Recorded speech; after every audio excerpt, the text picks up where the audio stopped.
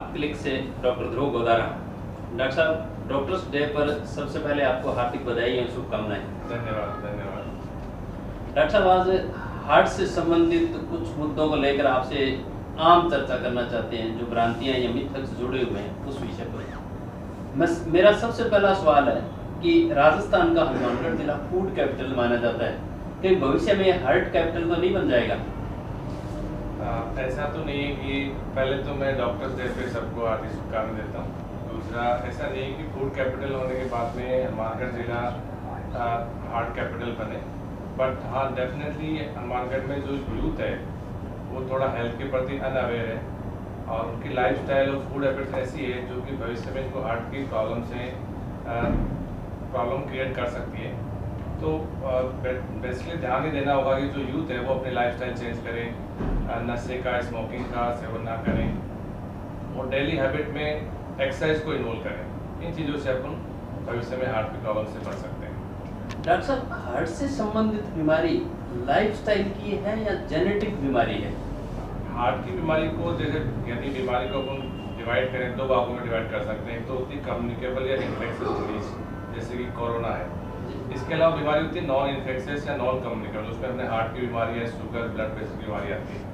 ये जो non communicable disease होती है उसके दो रिस्पेक्ट होते हैं। वन, जेनेटिक्स, मतलब जो पेरेंट्स से आती है।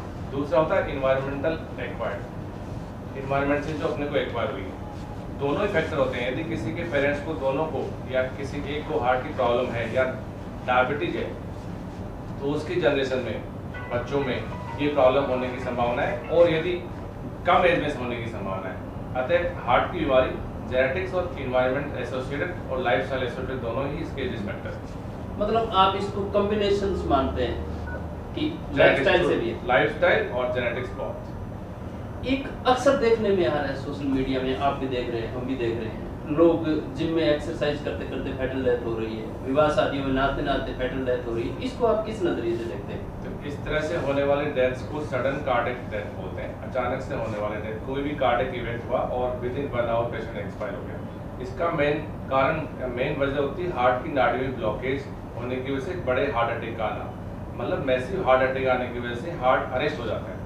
इसके अलावा और कुछ कारण होते हैं, कुछ एरिथमियाज होते हैं, यानी कि धड़कन गड़बड़ होकर के पेशेंट का हार्ट रुक जाता है। इसके अलावा कुछ कार्डियोमायोपैथीज होती है, मतलब हार्ट की मसल्स में ही इनबिल्ट प्रॉब्लम है, इसकी वजह से वो हार्ट स्टॉप हो जाता है।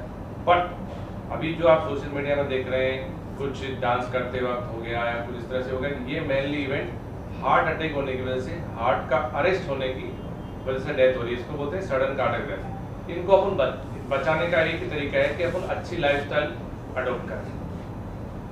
डॉक्टर साहब, फूड सप्लीमेंट को लेकर के हाल ही में एक रिपोर्ट आई थी, तो फूड सप्लीमेंट्स को आप कितना घातक मानते हैं यूथ के लिए जिनको हार्ट अटैक की समस्या आ रही है उनको?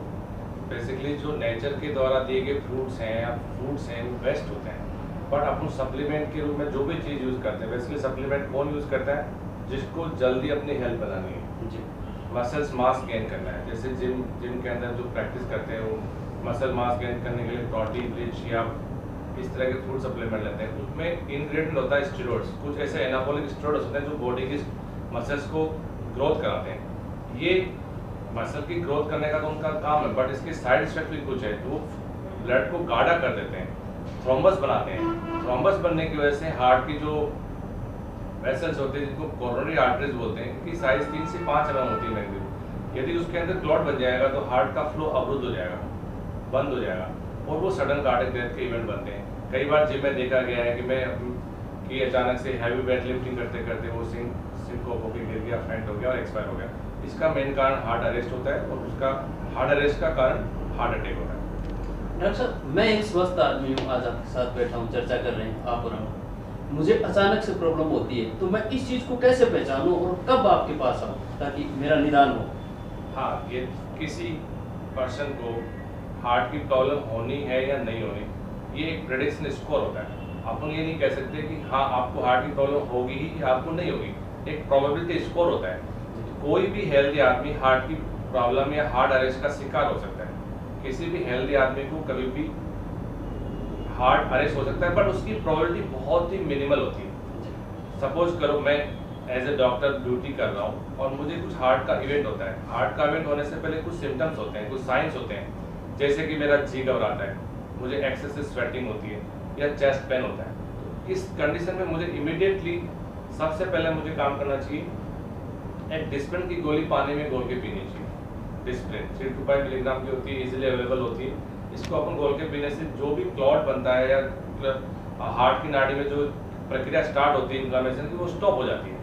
अतः डिस्प्रिन का बहुत ही इंपॉर्टेंट रोल है। ये कहा गया है कि यदि विद इन 30 मिनट्स कोई भी कार्डियक इवेंट होने के 30 मिनट के अंदर से डिस्प्रिन दे दे तो हार्ट जो अटैक का जो मिशन है वो अबॉर्ट हो जाता है। तो डिस्प्रिन गोली बहुत ही इंपॉर्टेंट है। इसके अलावा मान लो कोई पर्सन है देखते देखते सिंक होकर के गिर गया, उसका इमीडिएट हमें CPR स्टार्ट करना चाहिए। इसको बोलते हैं कार्डियो पल्मोनरी रिसक्सेशन, मतलब हार्ट के लिए कंप्रेशन, पल्मोनरी मतलब सांस के लिए ब्रीदिंग। ये अपन बेड साइड या कहीं भी जनरल कंडीशन में स्टार्ट करके, कई बार ऐसा होता है कि समय पे स्टार्ट करने से हार्ट की एक्टिविटी वापस रीस्टार्ट हो जाती है। तो ये दो चीज़ों का ध्यान रखना चाहिए, एक डिस्प्रिन गोली, दूसरा CPR। और कितने समय में अटैक आ गया, घर में गांव में रूरल एरिया अपना अटैक आ जाता है, अटैक आने के बाद कितने समय में आप तक पहुंच जाए तो जीवन बचने के आसार है? देखो, जितना जल्दी पहुंचे उतना ही अच्छा है, क्योंकि हार्ट अटैक एक कंटिन्यूस प्रोसेस है। हार्ट अटैक का मतलब है हार्ट के ऊपर डैमेज स्टार्ट हो गया, हार्ट की नाड़ी में ब्लॉकेज होने की वजह से हार्ट की मसल्स क्राई कर रही है, जो दर्द के रूप में प्रकट होता है, और वो क्राई करते करते हार्ट की मसल्स धीरे धीरे डैमेज स्टार्ट हो गया है। अब उसमें कुछ कॉम्प्लिकेशन होते हैं, जैसे कि कुछ धड़कन एब्नॉर्मल होकर के अरेस्ट हो जाना या हार्ट के पंप का कमजोर हो जाना। इसमें जितना जल्दी आप विंडो पीरियड रखेंगे, विंडो पीरियड मतलब अटैक की प्रक्रिया स्टार्ट होने से ट्रीटमेंट कंप्लीट करने में जितना कम विंडो पीरियड रखेंगे उतना ही पेशेंट के लिए बेनिफिशियल होगा। बट यदि with in 3 hours doctor patient के पास पहुंच जाता है, कार्डियोलॉजिस्ट के पास पहुंच जाता है, तो उसके हार्ट का डैमेज मिनिमल होता है या कंप्लीट रिकवरी हो जाती है। अतः शुरू के 3 घंटे को बहुत ही गोल्डन आवर्स माना जाता है। एक स्वस्थ आदमी को लगभग कितनी उम्र के बाद में अपने हार्ट से संबंधित या आपसे कंसल्टेंसी से संबंधित या अपने हार्ट के बारे में या हेल्थ के बारे में जानने के लिए डॉक्टर से कब संपर्क करना चाहिए या कब तक हम स्वस्थ हैं? देखो, पहले तो प्रॉब्लम अभी वर्ल्ड हार्ट फेडरेशन का डाटा रिलीज हुआ है, बहुत चौंकाने वाला है, अलार्मिंग है कि इंडिया जैसे डेवलपिंग कंट्रीज के अंदर मोर देन 50% हार्ट अटैक्स 50 साल से कम की उम्र के लोगों को हो रहे हैं। 50 साल से कम की उम्र प्रोडक्टिव एज है, तो ये बहुत ही अलार्मिंग फैक्ट है। इन चीज़ों को ध्यान में देखते हुए अभी कुछ गाइडलाइंस आई है, उसमें यह आया कि अर्ली 20s मतलब 20s के बाद में, थर्ड डिकेड में, अर्ली 30s में हर पर्सन को अपने स्क्रीनिंग करा लेनी चाहिए। स्क्रीनिंग के अंदर कुछ फैक्ट्स, कुछ जांचें होती है, जैसे कि ब्लड प्रेशर है, डायबिटीज़ की, आप अर्ली डायबिटीज़ तो या प्री डायबिटीज़ तो नहीं हो गए, आपका कोलेस्ट्रॉल लेवल क्या है, आपकी लाइफस्टाइल कैसी है, खान पान कैसा, आप स्मोक तो नहीं करते, आपकी डेली एक्टिविटीज़ में कितनी एक्सरसाइज इन्वॉल्व है। तो अर्ली स्क्रीनिंग बहुत बेनिफिशियल होती है। मान लो अर्ली स्क्रीनिंग में आपका कुछ रिस्क फैक्टर्स आते हैं कि आप स्मोक कर रहे हैं, आपका कोलेस्ट्रॉल डिरेंज है या आपकी डायबिटीज़ प्री डायबिटिक लेवल पे आ गई, तो आप इन रिस्क फैक्टर्स को अर्ली 30s में कंट्रोल करके जो यंग में होने वाले हार्ट अटैक है उससे अपन बचा सकते हैं और अपना सर्वाइवल और प्रॉब्लम जो अपना जीने की जो ड्यूरेशन है उसको अपन प्रॉब्लम कर सकते हैं। आपका मतलब है कि एक हेल्थ रिकॉर्ड हमें मेंटेन करना चाहिए। बिल्कुल अर्ली 30s में अपनी स्क्रीनिंग मस्ट है। 30 साल की थर्ड डिकेड में अपनी फर्स्ट स्क्रीनिंग हो जानी चाहिए। उसके बाद में हर 2 से 3 साल में हर पर्सन को अपनी स्क्रीनिंग करानी चाहिए। एवरेज 2 या 3 साल में एक बार चेकअप करवा लेना। बिल्कुल हर 2 से 3 साल में फर्स्ट स्क्रीनिंग होने के बाद में हर 2 से 3 साल में स्क्रीनिंग आपकी होनी चाहिए। इसके अलावा कुछ लोगों को पब्लिक से जुड़े हुआ सवाल है कि बहुत सारे लोग ऐसी शंका व्यक्त करते हैं कि आफ्टर कोरोना हार्ट अटैक्स ज़्यादा हो रहे हैं, क्या ऐसा कुछ है? बेसिकली मेरा ऑब्जर्वेशन तो है कि वास्तव में आफ्टर कोविड हार्ट अटैक की खासकर सडन कार्डियक डेथ के इवेंट काफ़ी बढ़ गए हैं, बट इस तरह की कोई स्टडी प्रूव नहीं हो पाई है, क्योंकि स्टडी इस तरह की चल रही, कुछ रैंडम कंट्रोल ट्रायल चल रहे हैं, कुछ ऑब्जर्वेशन स्टडी चल रही है, बट मेरा पर्सनल एक्सपीरियंस ये है कि after Covid sudden cardiac death event काफ़ी बढ़ गए, स्पेशली यंग के अंदर। उसका कारण है कि कोविड एक मल्टी सिस्टम इन्फ्लामेटरी कंडीशन है। कोविड कहते हैं कि कोविड हर सिस्टम को इन्वॉल्व करता है, ऐसा कोई सिस्टम नहीं जिसको कोविड ने अफेक्ट नहीं किया हो, इन्फेक्ट नहीं किया हो। कोविड बॉडी के अंदर एक इन्फ्लामेटरी कंडीशन क्रिएट करता है जिससे कि ब्लड के क्लॉट बनने के चांसेस बढ़ जाते हैं, और यही कारण है कि आफ्टर कोविड यूथ में खासकर specially in youth sudden cardiac event काफ़ी देखने को मिले, बट इस तरह की कोई प्रूवन स्टडी नहीं। डॉक्टर साहब, जिले के अंदर बहुत अच्छी सुविधा आपके यहाँ आने से उपलब्ध हुई है हनुमानगढ़ जिले के खास तौर से नागरिकों को, और इस त्रिवेणी संगम को भी, जहाँ हरियाणा और पंजाब भी नियर बाय लगता है। तो आप आम नागरिकों को क्या संदेश देना चाहते हैं एक हृदय रोग विशेषज्ञ के नाते? मैं अपने बारे में बताऊं कि मैं पिछले 2 साल से हनुमानगढ़ में प्रैक्टिस कर रहा हूँ, और मैंने यहाँ आके देखा कि यहाँ के जो कॉमन मैन है वो हेल्थ के प्रति बहुत रिलक्टेंट है। रिलक्टेंट का मतलब उसका एटीट्यूड इस तरह का होता है कि health is last priority, but health and education दो ऐसे पैरामीटर्स हैं, ऐसे फैक्ट्स हैं जिनकी प्रायोरिटी सबसे अटमोस्ट होनी चाहिए। अतः हेल्थ को इम्प्रूव करने के लिए और हेल्थ को मेंटेन करने के लिए अपने को एक डेली 24 घंटे में 1 से 2 घंटे देने ही चाहिए। इसके अंदर अपन कुछ एक्सरसाइज अडॉप्ट कर सकते हैं, योगा मेडिटेशन को फोकस कर सकते हैं। और मान लो अपने कोई रिस्क फैक्टर्स है, जैसे कि अपने डायबिटीज है या फैमिली के अंदर हार्ट अटैक की प्रॉब्लम्स है, तो अपने को एक्स्ट्रा क्यूरियस होकर के ध्यान देना पड़ेगा। आज हमारे साथ इस विषय को लेकर डॉक्टर सुरेश बाजिया जी चर्चा कर रहे थे और अपने हृदय रोग से जुड़े हुए अनुभव को हमारे साथ साझा किया। आपको ये विचार कैसे लगे, या आप भी इससे संबंधित अगर कोई बेटर फैसिलिटी या प्रिकॉशंस चाहते हैं या अपने स्वास्थ्य के बारे में जानना चाहते हैं, तो आपको निश्चित ही जिले के अंदर बेहतरीन सुविधाएं उपलब्ध है। डॉक्टर बाजिया से संपर्क करना चाहिए, ये मेरा व्यक्तिगत अनुभव है। डॉक्टर साहब, मैंने अर्ली एज के अंदर हार्ट अटैक से मेरे डैडी को खोया। मेरे डैडी इसी हनुमानगढ़ जिले में हार्ट अटैक से निधन हुआ था, तो मैं इस चीज़ को लेकर काफ़ी अवेयर रहता हूँ। आज आपसे इंटरेक्ट होने के पीछे भी हमारा यही उद्देश्य था। Thank you. बेसिकली यूथ के अंदर होने वाले कार्डियक इवेंट जानलेवा ज़्यादा होते हैं। अतः मैं यूथ को एक मैसेज देना चाह रहा हूँ, अपनी हेल्थ के प्रति रिलक्टेंट ना रहें। ध्यान दें कि स्वास्थ्य और रेस्पेक्ट ऐसी चीज़ है, एक बार खोने के बाद में वापस नहीं होती। इन 2 चीज़ों पे बिल्कुल फोकस रहें। हेल्थ के लिए आप अर्ली 20 से अपने जो भी लाइफस्टाइल है, खान पान है, उसको सुधारें। स्मोकिंग, बिल्कुल कहते हैं कि यूथ में होने वाले हार्ट अटैक के मेन 2 कारण हैं। पहला सिगरेट स्मोकिंग, दूसरा स्ट्रेस आजकल हर युवा का, या कह सकते हैं हर जो भी वर्किंग पर्सन है उसका एक पार्ट हो गया है। जो काम अपने दिल से करते हैं, मन से करते हैं, इच्छा से करते हैं, उसको पैशन बोलते हैं। सचिन तेंदुलकर क्रिकेट खेलता था तो वो अपने उसका एक पैशन था। वो कभी भी उसको फील्ड में ऐसा नहीं लगा कि मैं स्ट्रेस में खेल रहा हूँ या स्ट्रेस में चल रहा हूँ।